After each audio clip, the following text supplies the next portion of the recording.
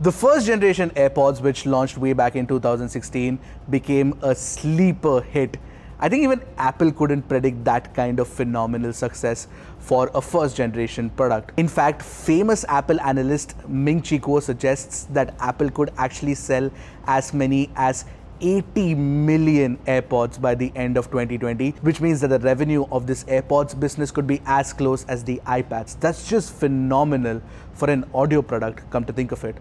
Now, some may hate it, some may love it, but no one can ignore the AirPods. I've seen them everywhere, at airports, at sprawling office complexes, at hospitals, with drivers inside cars. You get the drift. Which is why the second generation AirPods, or the AirPods 2, or the 2019 AirPods, are more of the same with a few additional features added on. Why fix something which isn't broke?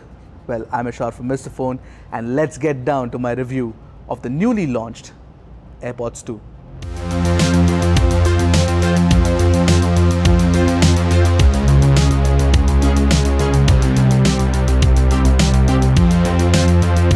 Before we move on, don't forget to hit that subscribe button and the bell icon right next to it to get notified whenever Mr. Phone puts out an awesome new tech video. And yes, we have once again curated a list of the best gadgets handpicked by the editorial team of Mr. Phone. By the way, Apple still calls this the AirPods and not the AirPods 2 or AirPods second generation, and that sort of makes sense because from the outset, the design hasn't changed much. The only visible visual difference is that Apple has moved the LED indicator light to the front side of the box. You don't need to open the case every time to actually check the charging status now.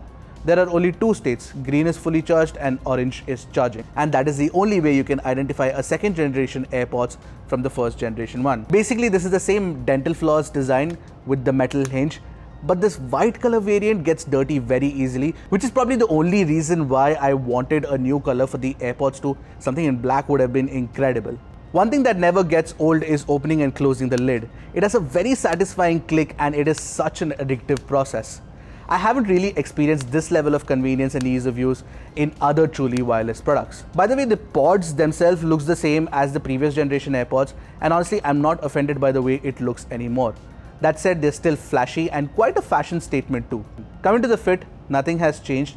It is still not very secure and the right earbud especially keeps falling easily. Imagine listening to metal and not being able to headbang. If you want to go running with the AirPods, the accessories ecosystem around it has grown by leaps and bounds. You can get an aftermarket neckband to secure the AirPods in place.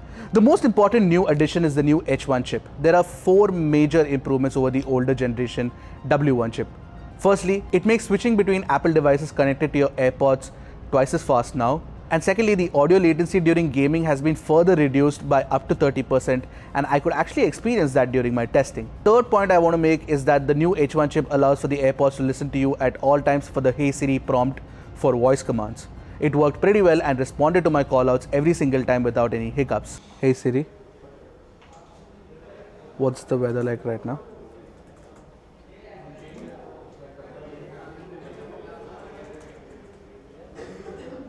Hey Siri, reduce the volume to 60%. And finally, the talk time has gone up by 50% now, so the new H1 chip's battery management is way better. Oh, before I forget, you can get a special charging case separately which also works with the first gen AirPods. This works on the Qi wireless standard and I could actually charge it on top of a Samsung Galaxy S10e.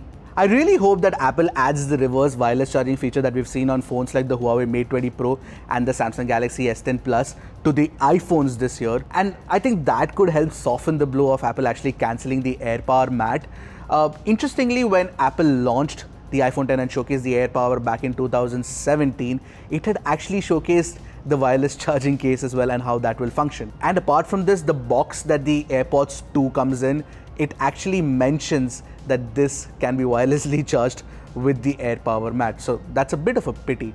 I really hope that at least the iPhones come with reverse wireless charging feature this year. Now coming to the sound signature of the AirPods 2, they're not much different from the first generation AirPods. So if you already have them, you're not losing out on much, which means that the AirPods 2 also has the same bass heavy bloated bass sound signature that sort of bleeds into the mid frequencies when you're listening to songs with a lot of bass. Having said that, if you're listening to a lot of podcasts which actually cut out the bass a little bit and focus on the mids, they sound really good when the mids are alone and not really interrupted by anything else. So if you do listen to a lot of podcasts, the AirPods will work well for you. Now, one of the things I noticed about the AirPods is that they get really loud. And thanks to the fact that these are not really in-ear earphones, these are earbud style just like the EarPods, and they actually sit on your ears and don't really necessarily go inside your ears, and therefore the sound staging in songs actually seems better. Having said that, the AirPods are not really well suited for songs which have a lot of instruments that come into play.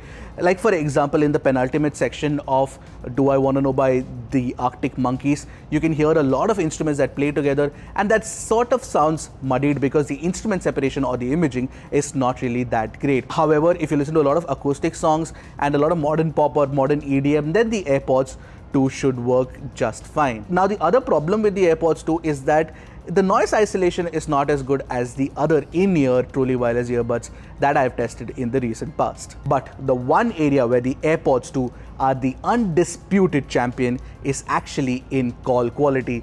The caller at the other end found my voice to be incredible, and I could hear that person clearly as well. So the reason for this is because the mic is actually situated on this long stem and it is closer to your mouth, and therefore the call quality is excellent on the other end. Apple does a great job of this. No truly wireless earbuds have managed to come close to this level of performance.